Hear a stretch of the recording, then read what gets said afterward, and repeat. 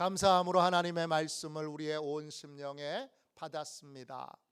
창조주 하나님을 전하는 삶, 창조주 하나님을 전하는 삶, 이런 제목으로 같이 은혜 나누겠습니다. 좌우 옆에 계신 분하고 함께 이렇게 고백합시다. 전도하는 성도가 되겠습니다. 할렐루야. 네, 하나님의 뜻대로 사는 삶, 경건의 시간, 기도, 하나님의 말씀, 이렇게 주제로 같이 말씀을 나누다가 전도로 하나님의 말씀을 나누고 있습니다. 전도는 전하는 것입니다. 뭘 전해야 되는 거죠? 오늘 사도행전 17장에 보면 바울이 가는 곳곳마다 전한 복음의 내용이 나옵니다. 데살로니가에서는 뭘 전했어요? 3절 보세요. 17장 3절입니다. 뭘 전했죠? 예수님이 그리스도이십니다. 이걸 전했어요. 그리스도, 구원자, 메시아, 해답, 이런 뜻이에요. 예수님이 해답이십니다. 다른 게 해답이 아니라 예수님이 해답이십니다. 예수님을 믿어야 되고 예수님을 따라야 합니다. 이게 복음의 내용이었어요. 그리스도인이 되면, 그리스도인이라는 말은 예수 그리스도를 따르는 사람, 예수님을 따르는 사람이라고 그랬어요. 따른다. 이 말을 헬라어 원어로 보면 베드로와 안드레와 요한과 야고보를 나를 따라오라 그렇게 부르셨는데, 나를 따라오라 헬라어 원어로 보면 내 뒤에 서라, 이런 뜻이에요. 복음을 받아들이고 행복한 믿음의 삶을 사는 사람은 삶의 위치가 예수님 뒤에요. 예수님 뒤에 있는 건 여러 의미가 있어요. 가장 핵심적인 의미는 예수님보다 앞서지 않는 거예요. 내 생각을 앞세우지 않는 거예요. 또 예수님 뒤에 있으니까 앞에 예수님만 보이잖아요. 삶의 기준이 예수님이에요. 세 번째, 예수님 뒤에 있으니까 예수님만 자랑하고 예수님만 높이는 삶을 사는 거예요. 이게 그리스도인이고, 목사이기 전에 그리스도인이 되는 게 중요해요. 그리스도인은 아닌데 목사인 사람은 위험해요. 그리스도인은 아닌데 장로인 사람은 위험해요. 꼭 문제가 있는 사람은 꼭 자기의 껍데기를 앞세워요. 내가 목사인데, 내가 교회 장로인데, 교회 권사인데, 교회 집사인데, 그래가지고 건축을 맡기고 공사를 맡기고 그러다가 크게 낙심하고 실망하는 경우가 얼마나 많아요. 나는 목사이기 전에 그리스도인이어야 돼요. 나는 장로이기 전에 그리스도인이어야 돼요. 그리스도인이 본질인 거예요. 목사는 그 그리스도인으로 하나님이 나한테 맡겨주신 직임이 목사인 것뿐이에요. 그리스도인이 아닌데 목사인 분은 정말 위험해요. 그런 분이 거의 없겠지만 아예 없지는 않은 것 같아요. 그러니까 그리스도인 되도록 우리는 예수님이 해답이십니다를 전해야 돼요. 그 다음 여러분, 이 데살로니가 교회에서 6절 보세요. 또 이 바울과 함께 복음을 전하는 사람들이 전했던 내용이 있어요. 그들의 내용이 너무 혁명적이니까 6절에 그들을 뭐라고 불러요? 천하를 어지럽게 하는 사람이라고 불러요. 이들은 새로운 삶의 방식을 전하고 있어요. 예수님이 주인 되신, 왕 되신, 목자 되신, 내가 주인 되지 않고 예수님이 목자 되셔서 예수님의 인도를 따르는, 그게 그리스도이니까 그런 삶의 방식을 사람들에게 가르치고 있어요. 그렇게 살아야 행복한 삶을 살기에 그 삶을 가르치는데 여기에는 영적 충돌이 일어날 수 있어요. 내가 중심되어 살아가는 사람과 예수님이 중심되어 살아가는 사람들 사이에 삶의 방식에서 충돌이 일어날 수 있어요. 충돌이 일어나도 여러분, 그건 새로운 삶의 방식을 배워나가는 과정에서, 이해하는 과정에서 생기는 거니까 인내하며 품으며 사랑으로 끝까지 전해야 돼요. 그러면 그분이 이해하게 될 날이 오고 그분이 받아들이게 될 날이 오는 거예요. 복음은 뭐예요? 새로운 삶의 방식을 전하는 거예요. 예수님이 목자 되시고 내가 양 되어 예수님의 인도를 따르고 예수님이 모든 것을 책임져 주시는 새로운 삶의 방식으로 삶을 살아가는 거, 그게 행복한 삶이니까 그걸 전하는 것이 복음이에요. 그 다음엔요, 이제 이 데살로니가 교회에서 계속 쫓기니까 바울과 전도자들이 베레아라고 하는 곳으로 넘어가요. 자, 베레아에서는 바울과 또 전도자들이 전한 복음의 내용이 뭐예요? 복음의 내용이 13절 보세요. 바울은 예수님의 말씀이, 예수님의 복음이 하나님의 말씀이라는 사실을 전하고 있어요. 즉 하나님의 말씀은 불변하는 진리라는 거죠. 성경이, 예수님의 말씀이 불변의 진리라는 거, 삶의 기준이 되어야 된다는 거, 삶의 원칙이 되어야 된다는 걸 전하고 있는 거예요. 그게 바로 바울이 전한 복음이에요. 오늘 16절 가시면 이제 바울이 또 이 베레아까지, 데살로니가에서 바울을 괴롭히던 사람들이 쫓아와서 괴롭히니까 바울을 아덴, 그리스의 수도인 아테네예요, 아덴까지 이렇게 피신을 시켰어요. 아덴에서는 바울이 유대인과 경건한 사람들이 모여있는 회당에서만 복음을 전하지 않고 복음을 좀 자유롭게 전할 수 있는 상황이 되니까 길거리에 나가서 사람을 만나면서 복음을 전하게 돼요. 이 아테네에서는 어떤 사람들을 만나게 되느냐? 철학자들을 만나게 돼요. 18절 보세요. 두 종류의 철학자들이 나오죠. 하나는 에피쿠르스, 헬라 말로는 에피쿠레이오스예요. 쿠르스 다 같은 뜻이에요. 헬라 말로 에피쿠레이오스. 우리 철학에서 철학 개론에 나오는 에피쿠르스 학파들이에요. 이 사람들은 에피쿠레이오스, 이 헬라 말의 뜻은 뭐냐? 쾌락주의를 쫓는 사람들이란 뜻이에요. 여기서 쾌락주의라는 건 여러분 뭐 음행하고 방탕한 그런 걸 의미하는 게 아니라 고급 문화를 쫓아가는 사람들이란 뜻이에요. 미식, 뮤슐랭 식당만 쫓아다니는 사람들. 또 아주 유명한 클래식 공연을 쫓아다니는 사람들. 아주 비싼 강연을 쫓아다니는 사람들. 몇백만 원씩 하는 강연들이 있잖아요.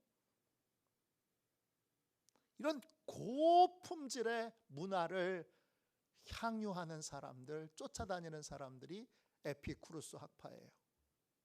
철학자들이에요. 이들은 행복한 삶을 어떻게 생각했느냐? 행복한 삶이란 최고급 문화를 누리는 거라고 생각한 거예요. 우리나라에도 본인을 에피쿠루스 학파라고 생각하지는 않지만 삶의 방식은 그렇게 사는 사람들이 젊은이들 중에 꽤 많아요. 네. 월급은 얼마 안 되는데 돈을 모으고 모아서 40만 원짜리 식당에 가요. 한 끼에 40만 원. 더 비싼 건 100만 원짜리도 있대요. 거기 모아서 가서 그 한 끼를 먹는 걸 행복으로 생각해요.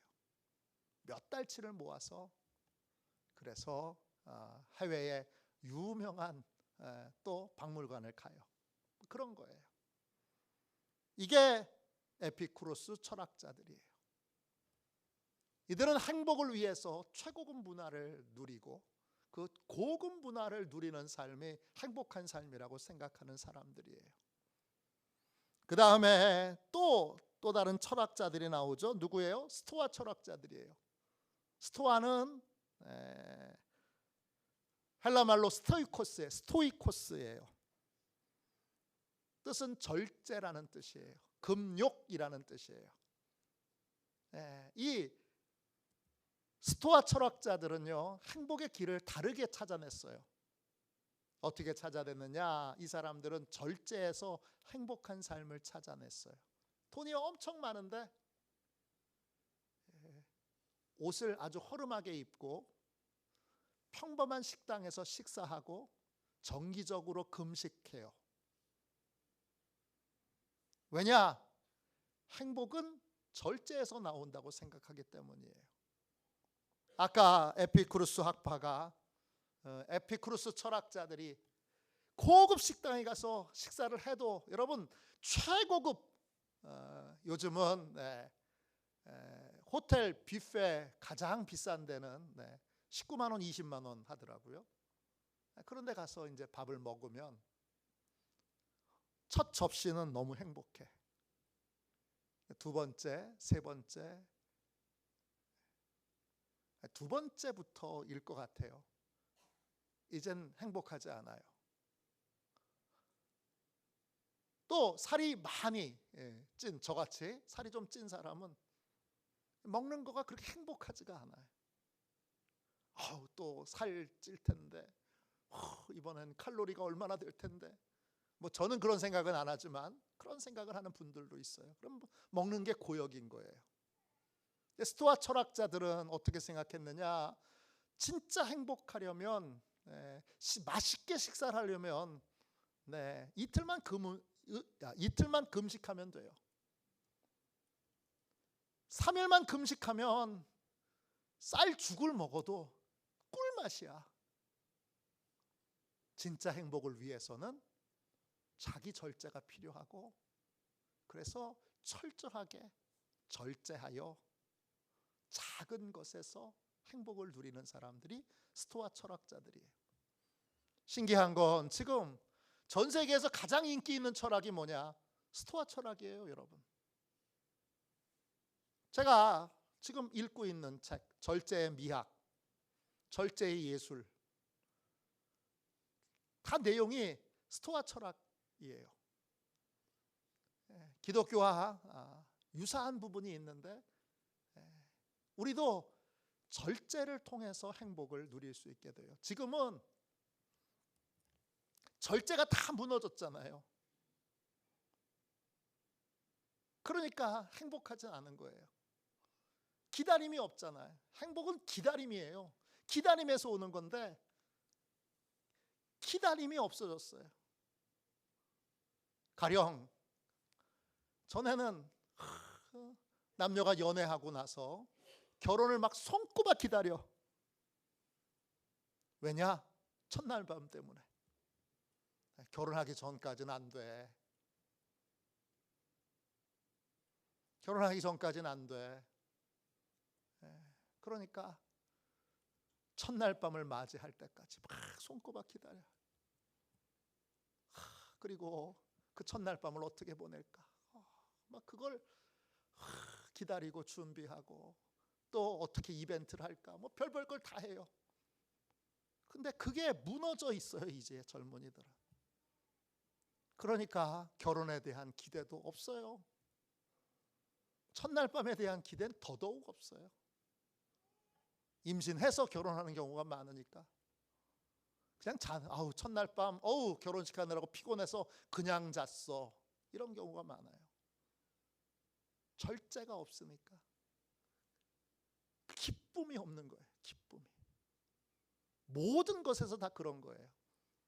그래서 이런 상황이니까 요즘은 전 세계에서 가장 인기 있는 철학자들이 의외로 젊은이들 중에 강연을 많이 하러 다니는 철학자 중에 스토아 철학자들이 굉장히 많아요. 스토아 철학을 통해서 이 무절제한 시대에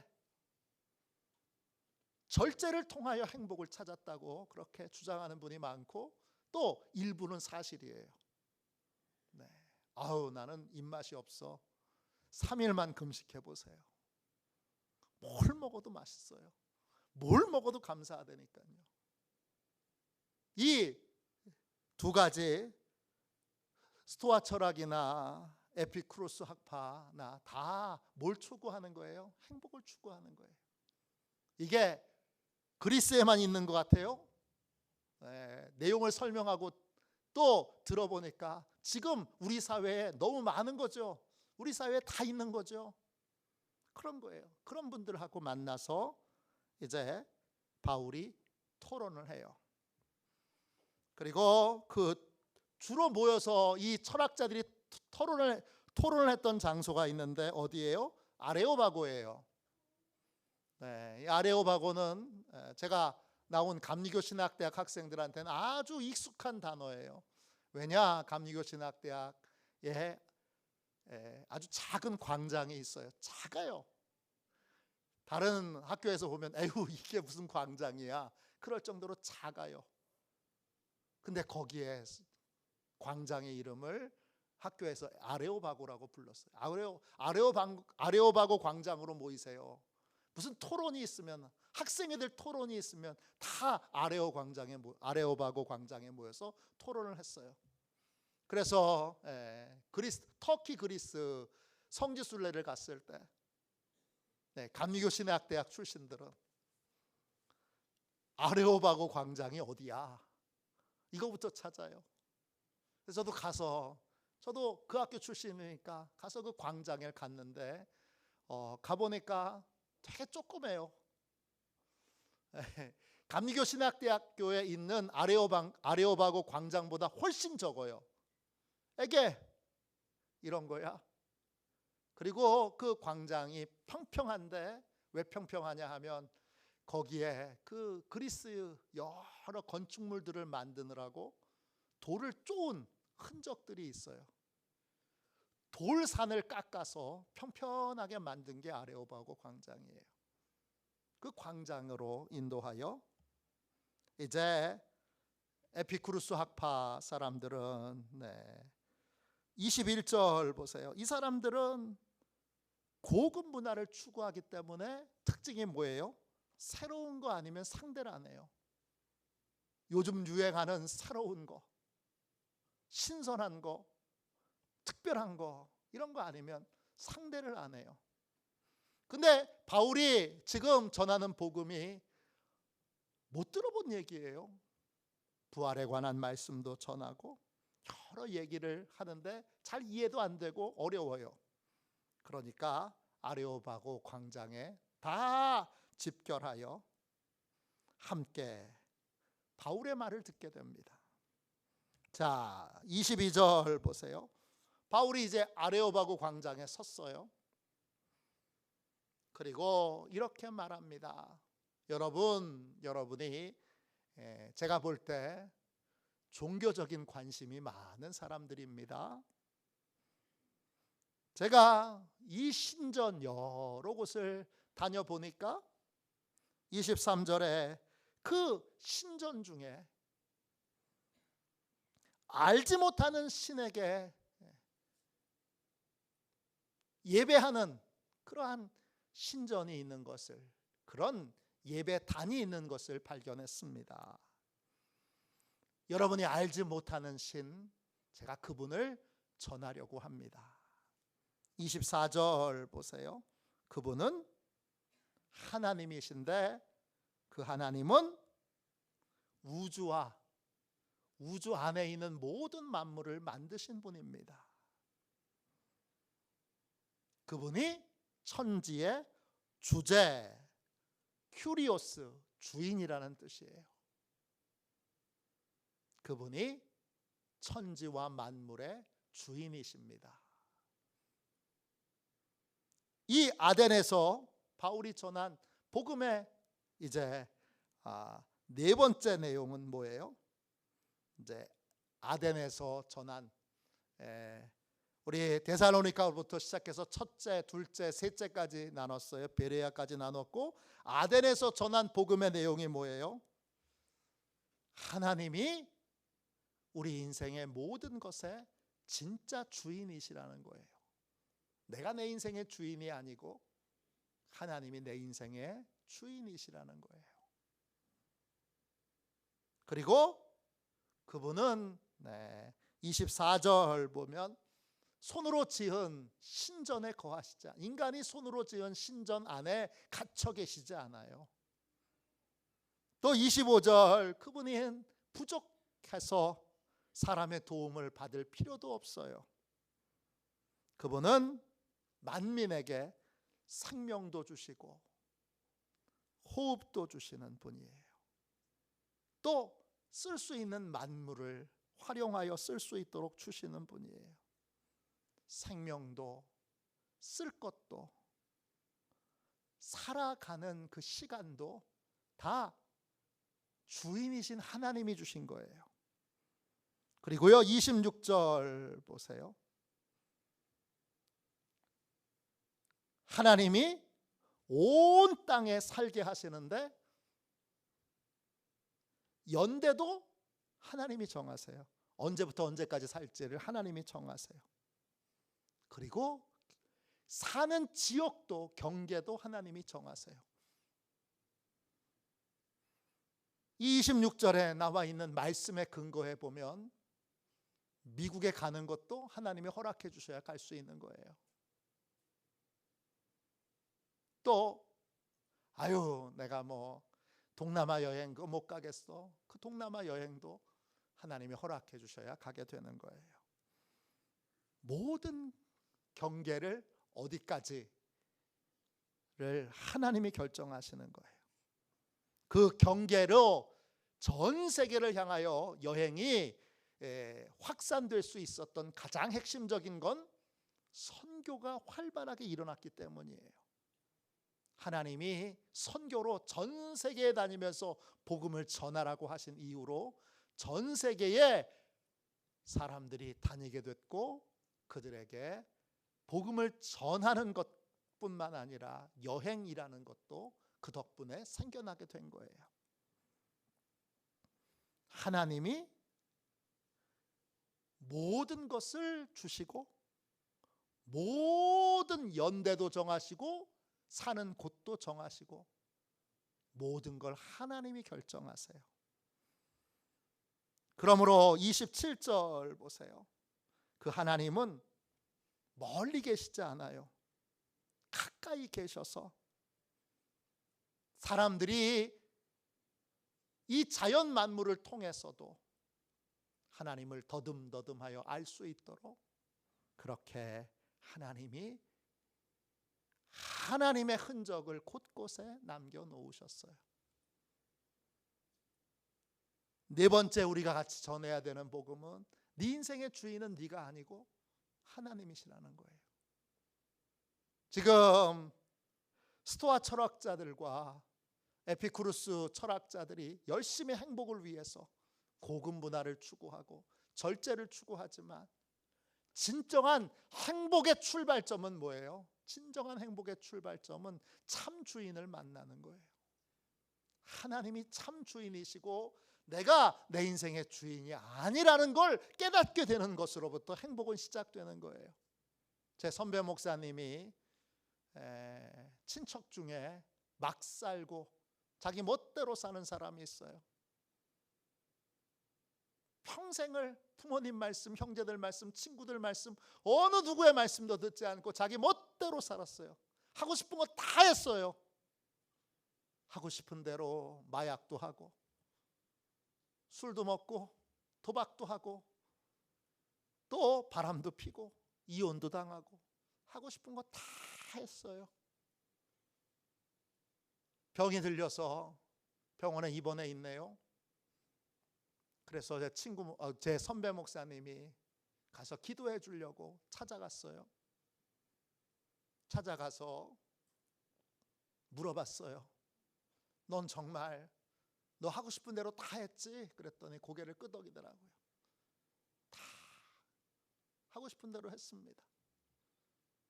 그러면 일반적으로 우리가 예상하기를 하고 싶은 대로 다 했으니까 후회 없는 삶을 살았어요. 그래야 되잖아요.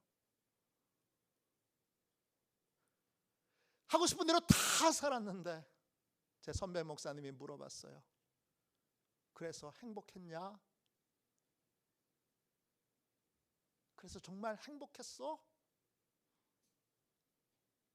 근데 그 친척 되시는 분이 고개를 좌우로 흔들면서 눈물을 쭉 흘리더래요. 인생에 후회할 것뿐입니다. 그랬다는 거예요. 내가 내 인생의 주인이 되어서 내 멋대로 살면 그러면 후회 없는 삶을 살아야 되는데 삶의 결론이 그렇게 나지 않고 처음부터 끝까지 다 후회스러운 삶이었다는 거예요. 그날 제 선배 목사님이 돌아오면서 진짜 많은 걸 깨달았대요. 진짜 행복은 참 주인을 만나고 참 주인의 뜻을 따라서 인생을 사는 거예요.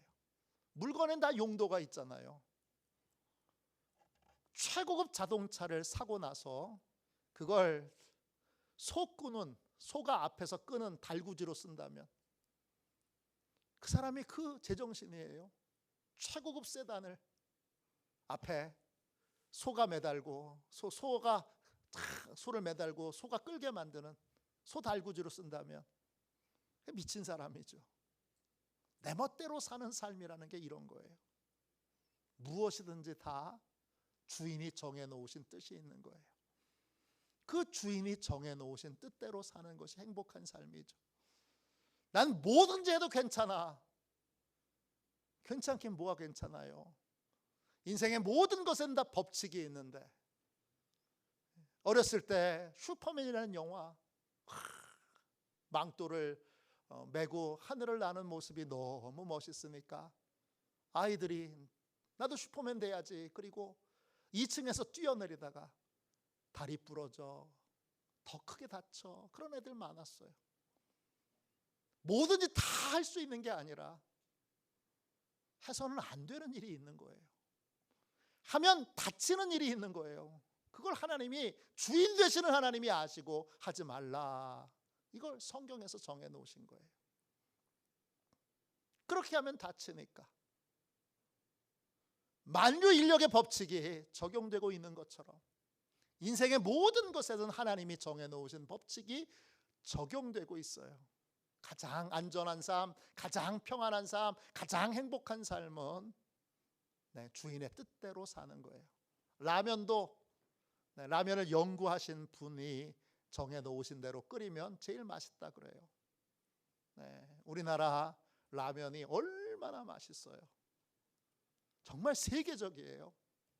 세계에서 정말 인기가 있잖아요, 지금. 그 라면 하나하나에 또 다 이렇게 끓이라는 법이 있어요. 그대로 끓이는 게 제일 맛있어요. 또 전자레인지를 써도 거기에 돌려서는 안 되는 물건들이 있어요. 초창기 전자레인지 사용할 때 거기 넣지 말아야 될 물건 넣어서 낭패를 본 경우가 많아요. 거기에 계란을 넣었다가 계란이 터지기도 하고 알루미늄 호일을 넣었다가 알루미늄 호일로 불이 나기도 하고 별별 게 다 있어요. 하지 말아야 될 걸 아는 사람만 안전하게 전자레인지를 사용할 수 있는 거예요. 아이들은 그걸 잘 모르는 아이들은 전자레인지를 사용할 수 없어요. 사용하면 안 돼요. 왜? 그건 다 사고가 나니까. 내 멋대로 살겠다라는 인생들이 다 그런 거예요. 오늘 우리가 전하는 복음, 그 핵심의 내용이 뭐예요? 하나님이 주인이시라는 거예요. 진짜 행복한 삶을 살고 싶다면 반드시 하나님의 뜻대로, 하나님의 말씀대로, 하나님이 주인이시니까 주인이 결정하신 대로 따라 살아야 한다는 거예요. 그 주인의 말씀에 따라 살기 위하여 필요한 게 뭐예요? 그게 바로 스토아 철학자들이 얘기한 절제인 거예요. 성경에도 절제가 필요해요. 행복하려면 절제가 필요한 거예요. 왜? 참아야 그리고 절제해야 그때 가서 진짜 행복을 누릴 수 있기 때문이에요. 그냥 참지 못하겠는데 왜 하나님은 인간의 욕망을 아시면서도, 욕망을 만들어 놓으셔도 왜 절제하게 하시는 거야? 절제해야 행복하기 때문인 거예요. 오늘 이 오후 예배 시간에 하나님이 주인이신 것을 만방에 전하는, 그러한 창조주 하나님을 전하는 저와 여러분이 되시기를 주님의 이름으로 축원합니다. 기도하겠습니다.